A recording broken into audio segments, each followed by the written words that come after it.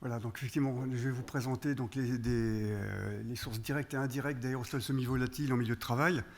Alors pourquoi direct et indirect? Parce qu'effectivement, vous avez des process industriels qui vont émettre directement dans l'atmosphère des particules sous forme aérosol qui ont ces propriétés de semi-volatilité.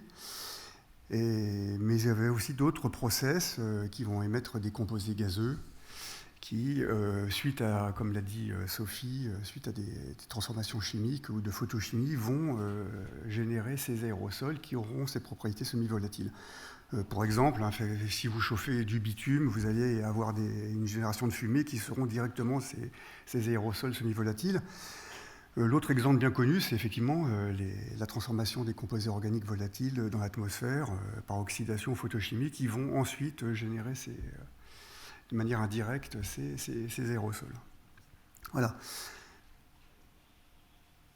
Alors, effectivement, je vais vous présenter quelques exemples d'aérosols semi-volatiles en milieu de travail. On retrouve donc la grande famille des phtalates, qui sont des plastifiants. On les retrouve aussi comme additifs dans les parfums. Donc, effectivement, on les retrouve dans les poussières d'habitat et évidemment dans l'industrie de la fabrication, à la source de leur utilisation. Le bisphénol A, qui est aussi un composé bien connu, qui sert à la synthèse des plastiques, notamment des polycarbonates, et on retrouve aussi comme agent fixateur dans les cosmétiques. La famille des HAP, des hydrocarbures aromatiques polycycliques. Alors effectivement, c'est des composés qu'on va retrouver en combustion ou en pyrolyse. Et j'en donnerai des exemples plus complets par la suite de la présentation. Les pyrétrinoïdes de synthèse, qui sont des insecticides et qu'on va retrouver aussi beaucoup dans les poussières d'habitat, évidemment dans les industries de leur synthèse et en agriculture. Et ça sera l'objet d'une présentation par la suite. Les retardateurs de flamme bromés, PBB, PBDE, qui sont donc des agents rajoutés au plastique pour des propriétés justement ignifuges. On les trouve dans les textiles, effectivement, et dans toutes sortes de composés plastifiés en électronique. Et donc aussi les parabènes, qui sont des agents antimicrobiens qui sont utilisés pour leurs propriétés donc antimicrobiennes, antifongiques. Et comme agents conservateurs, on les retrouve dans les cosmétiques, les additifs alimentaires. Alors, les modes de génération, Sophie en a touché un mot tout à l'heure. Effectivement, on retrouve plusieurs modes de production de ces aérosols dans l'air. Donc, par nébulisation, par projection ou aspersion de liquide. Et effectivement, le cas bien connu, c'est effectivement l'application de pesticides ou de produits phytosanitaires. Et sinon, on retrouve aussi donc des modes par évaporation et condensation. Donc, c'est les procédés chauds. On retrouve la combustion, la pyrolyse. Donc, effectivement, par exemple, là, effectivement, une photo qui montre effectivement l'application de bitume qui génère donc des fumées qui peuvent être plus ou moins riches en HAP. Les gaz d'échappement, j'en toucherai un mot tout à l'heure aussi, donc les émissions de moteurs à combustion. Et puis des systèmes qui combinent un peu ces différents principes donc de génération mixte. On retrouve de la nébulisation et des phénomènes d'évapocondensation. Notamment, c'est le cas de l'application de fluides de coupe dans l'industrie où vous avez donc l'aspersion du liquide qui va être plus ou moins aérosolisé dans l'air. Et au contact des pièces chaudes, vous pouvez avoir donc effectivement des phénomènes de vaporisation, de recondensation. Voilà donc un peu pour les grands modes de production dans l'air de ces aérosols. Et là, j'ai choisi pour aujourd'hui de vous présenter en fait 3 exemples qui permettent d'illustrer la présence dans l'air des lieux de travail de ces aérosols avec l'extrusion des plastiques et avec un mot aussi sur l'impression 3D qui est aussi une forme d'extrusion. Les moteurs à combustion et l'application de produits de nettoyage avec la formation possible d'aérosols organiques secondaires par oxydation de composés organiques volatiles. Alors l'extrusion de plastique, le problème s'est posé à l'INRS parce que ce sont des sources de retardateurs de flamme et de HAP. Donc le principe, c'est d'utiliser un granulé, un polymère plastique sous forme de granulé qui va être fondu et extrudé. pour lui conférer une forme qui va être celle qui est souhaitée pour l'application industrielle visée. Donc là, c'est une sorte de retour d'expérience de l'INRS. Ce sont des mesures qui ont été faites par mes collègues de l'INRS récemment. Donc dans un atelier où il y avait donc ce procédé qui a été mis en œuvre, avec des prélèvements en différents points de l'atelier. Là, je n'ai pas le pointeur, mais donc on a des prélèvements qui ont été faits sur la passerelle que vous pouvez voir un peu en hauteur sur la photo en bas à gauche. Donc, et puis des prélèvements dans un point au centre du hall et directement à côté de la machine, qui est plus ou moins capotée pour pouvoir faire quand même une extraction des fumées produites. Voilà, donc je vais passer un petit peu de temps quand même sur les résultats là, parce qu'ils sont intéressants. Donc effectivement, comme je vous ai dit, c'est la colonne de droite des prélèvements qui ont été faits en différents points. Passerelle, sortie granulateur, le hall et aussi des bureaux.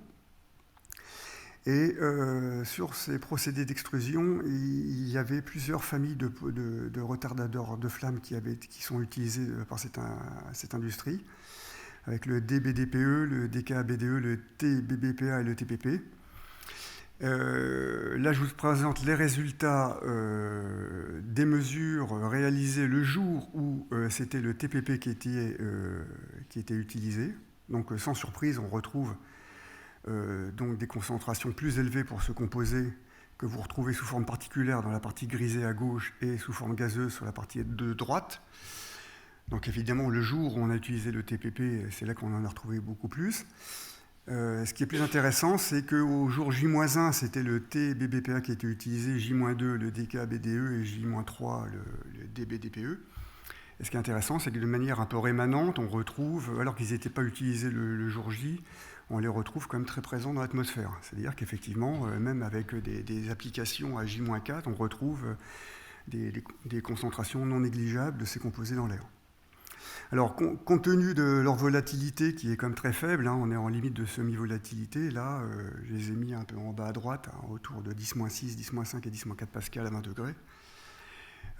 On les retrouve effectivement beaucoup plus sous forme particulière que sous forme gazeuse. Ah, donc, c'est donc les données grisées du tableau à gauche. Voilà, un peu, voilà. Donc ça, c'est des mesures toutes récentes qui permettent d'illustrer un peu cette problématique des aérosols semi-volatiles. Et donc ça a été intéressant parce qu'ils ont fait, comme je vous ai dit, des mesures aussi dans les locaux non de production industrielle, dans les bureaux tertiaires adjacents au hall industriel. Et on en retrouve des quantités moindres, mais on en retrouve quand même de manière quand même non négligeable. Et ça, c'est intéressant parce que c'est-à-dire que les personnels qui ne sont pas dans la production ne se savent pas exposer, et elles le sont quand même. Voilà, donc ça, c'est des choses qu'il faut quand même garder à l'esprit. Et j'aurais voulu vous présenter des données de granulométrie des particules émises de ces aérosols, mais ça n'a pas été fait lors de ces campagnes. Et c'est très peu documenté dans la littérature, donc je vous ai mis un peu des choses qui sont quand même bien documentées, notamment dans l'impression 3D, qui est aussi des procédés basés sur l'extrusion de plastique.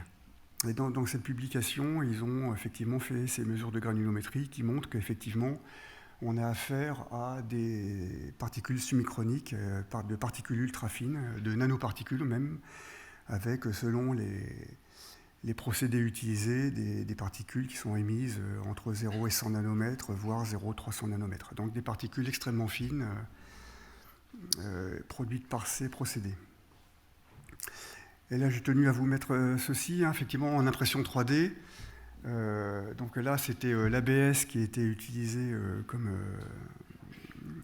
produit d'impression 3D, donc, qui était un plastique composé d'acrylonitrile, butadiène et styrène. Et vous avez ici les spectres de masse de chaque monomère, en bleu l'acrylonitrile, en rouge le butadiène et en noir le styrène. Et ce qu'on peut voir, c'est qu'en vert, c'est le spectre de masse des particules de fumée émises par ce procédé d'impression 3D.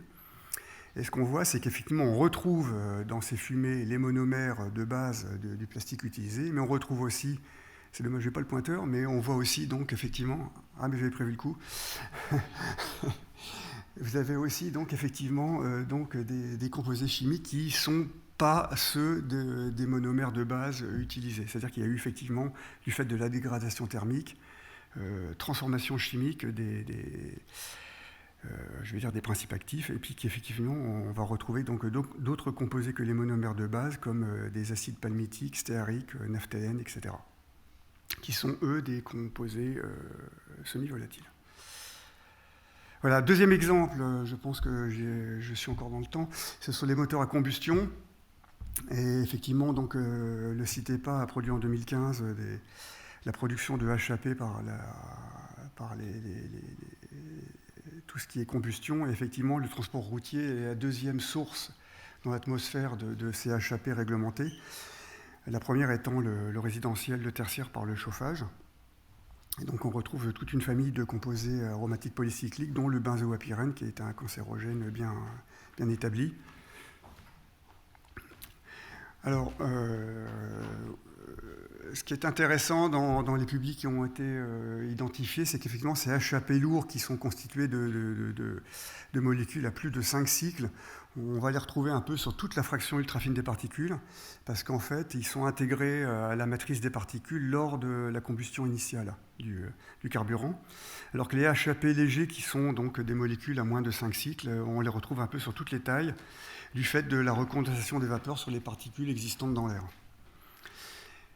Là, sur ce graphique, c'est tiré d'une grosse étude, pas toute récente d'ailleurs, sur la partition gaz-particules dans l'atmosphère de la ville de Chicago, qui est très impactée par le trafic routier et aussi par l'industrie, notamment par les fours à coke, donc avec donc de grosses sources de HAP dans l'atmosphère urbaine. Et donc, ils ont pu établir la partition gaz-particules de ces HAP. Donc, ce que vous avez, c'est à gauche, c'est la répartition plus marquée sous forme vapeur, et à droite, les histogrammes en noir, c'est la phase particulière. Et ce qu'on voit très clairement, c'est que si vous avez donc des molécules à plus de 5 cycles, comme à droite, ils vont être très représentés dans la phase particulière, alors que les molécules beaucoup plus légères, à gauche, de moins de 5 ou de 3 ou 4 cycles, sont prioritairement présentes sous forme vapeur. Donc, et puis avec une zone intermédiaire où on est clairement dans la zone de semi-volatilité avec une partition gaz-particule. Là, ce sont un peu les mêmes résultats, mais tirés d'une étude de laboratoire qui a permis de vraiment établir cette partition gaz-particule de ces HAP en fonction de leur poids moléculaire. Donc, ce sont des conditions de laboratoire où vous voyez très clairement que les molécules à moins de 3 cycles se retrouvent sur la phase gazeuse. Sur les molécules à plus de 4 ou 5 cycles se retrouvent uniquement dans la phase particulière, et puis donc cette zone intermédiaire de semi-volatilité pour les composés HAP de 2, 3, 4, 5 cycles. Voilà. Donc ça, c'est quelque chose qui est bien établi et qui fait assez consensus. Voilà. Alors pour les émissions de moteurs à combustion, un petit slide qui vous montre sur une étude assez récente qu'effectivement les moteurs à essence modernes de type Euro 5 sont très riches en HAP, hein, donc ce sont les parties violettes représentées des représentations graphiques, là, donc effectivement une grande richesse en HAP des moteurs à essence, à la différence des moteurs diesel dernière génération avec filtre à particules, FAP. Et ce qu'on sait, c'est qu'effectivement, ce sont les HAP qui sont les précurseurs de formation d'aérosols organiques secondaires semi-volatiles. Donc maintenant, on oublie les diesels anciens qui fument noir, ça c'est fini, à part ceux qui ont conservé ces vieilles voitures. Mais sur la motorisation moderne, effectivement, très clairement, on a les moteurs à essence qui sont donc des sources importantes d'AOS au niveau environnemental. Ça a été confirmé par des mesures à l'INRS où on a fait des prélèvements en sortie d'échappement sur des engins modernes Euro 5 avec filtre à particules diesel, avec des carburants à bastonneur en soufre, donc vraiment les configurations maintenant de motorisation moderne. Et on voit très clairement, vous avez ici sur les filtres de prélèvement, vous avez le filtre tout à droite, c'est le filtre témoin qui est le filtre vierge tout blanc. Le filtre numéro 2, c'est un filtre sur un engin équipé de filtres à particules qui était en bon fonctionnement. Et vous avez cette couleur jaunâtre qui est la signature de ces aérosols organiques secondaires semi-volatiles, constitués de nanoparticules volatiles, semi-volatiles et voire non volatiles. Ce sont les hydrocarbures imbrûlés, des sulfates, des métaux.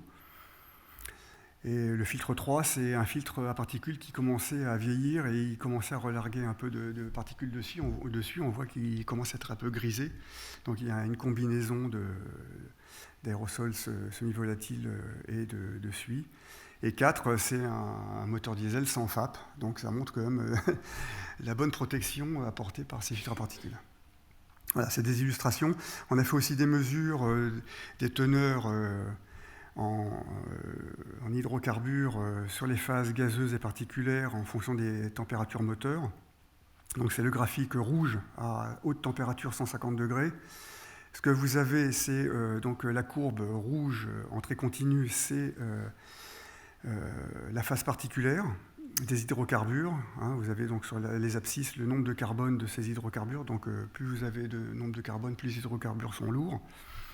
Donc ce graphique rouge en trait continu, c'est les hydrocarbures lourds qu'on retrouve dans la phase particulière, et sur le graphique en rouge, en pointillé, c'est les hydrocarbures qu'on retrouve en phase vapeur et qui sont, sans surprise, qui correspondent aux hydrocarbures les plus légers. Et on retrouve les mêmes tendances à basse température, donc ce sont les courbes bleues, et avec un resserrement entre les deux familles d'hydrocarbures qu'on retrouve sur filtre et sur l'adsorbant qui a été utilisé pour le piégeage des vapeurs. Donc voilà, on retrouve toujours la même chose. Les molécules les moins volatiles se retrouvent en phase particulière, et les plus volatiles, on les reste en phase vapeur.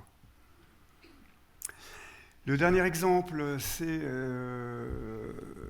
donc une source indirecte, pour le coup, d'aérosols semi-volatiles, j'ai choisi donc les produits de nettoyage qui sont très utilisés en milieu tertiaire, pour le nettoyage des bureaux, et leur implication dans la formation d'aérosols organiques secondaires, notamment par la voie d'oxydation des composés organiques volatiles de type terpénique par l'ozone. Alors l'ozone qu'on peut retrouver classiquement dans l'air atmosphérique, mais aussi par des productions en milieu de travail, notamment et c'est un peu l'objet de notre travail actuellement à l'INRS, sur certains types d'épurateurs de bureaux qui utilisent des procédés d'oxydation de type photocatalyse ou plasma froid qui vont générer eux-mêmes de l'ozone. Et donc le fait de mettre en présence ces composés organiques terpéniques qu'on va retrouver dans les produits nettoyants, les peintures, les solvants, etc., c'est la bonne odeur de citron que vous retrouvez dans les agents nettoyants. Donc ils vont s'oxyder en présence d'ozone pour former des composés organiques semi-volatiles, parce qu'en fait, cette oxydation va abaisser leur pression de vapeur saturante pour conduire jusqu'à une conversion sous forme de particules. Donc il y a vraiment une conversion gaz-particule avec formation d'un aérosol semi-volatile, très fin toujours, entre 30 et 200 nanomètres. Alors là, il y a une publi qui a bien fait le point sur cette formation d'aérosols organiques à partir d'applications de produits nettoyants en présence d'ozone. Ce que vous avez sur ces trois graphiques, c'est en grisé les phases d'application des produits de nettoyage dans les bureaux. Sur le graphique du haut, la production de molécules de composés organiques volatiles oxydés. Donc vous voyez que dès qu'il y a application du produit de nettoyage, il y a oxydation immédiate, avec formation de particules, c'est les deux graphiques du bas. Donc il y a une formation quasi instantanée de particules nanométriques par oxydation de l'ozone via l'ozone de ces composés organiques, et avec des granulométries qui sont comprises entre 10 et 100 nanomètres. Voilà, donc c'est des choses qu'on a confirmées en laboratoire à l'INRS, avec effectivement l'utilisation d'un épurateur qui émettait de l'ozone en présence de produits de nettoyage, avec une production, comme vous le voyez sur ce graphique de droite, production instantanée de particules nanométriques qui est émise dans l'air au niveau des zones de nettoyage. Voilà, donc là j'en ai terminé. Je vais vous balayer un peu, effectivement, c'était que des exemples. On retrouve ces aérosols organiques secondaires, on les retrouve un peu partout dans différents secteurs industriels, notamment sur les travaux de revêtement routier. J'en ai parlé rapidement tout à l'heure avec les fumées de bitume, qui sont une source d'hydrocarbures lourds, dont des HAP et du BAP, benzoapyrène. Il y a aussi l'industrie de la vulcanisation du caoutchouc avec des fumées plus ou moins riches en HAP, et notamment des nitrosamines cancérogènes. On va retrouver le domaine de l'usinage des métaux, avec la formation de brouillard d'huile, plus ou moins riche aussi en HAP nitrosamine. Les coqueries, fonderies, fabrication d'électrodes, la cémentation gazeuse qui a fait l'objet d'une grosse étude INRS, donc, qui est un procédé de traitement de surface des métaux et qui est aussi une source importante de HAP, dont de BAP. Et aussi, donc, effectivement, le traitement des cultures par application de produits phyto. Voilà, j'en ai terminé pour ces retours d'expérience.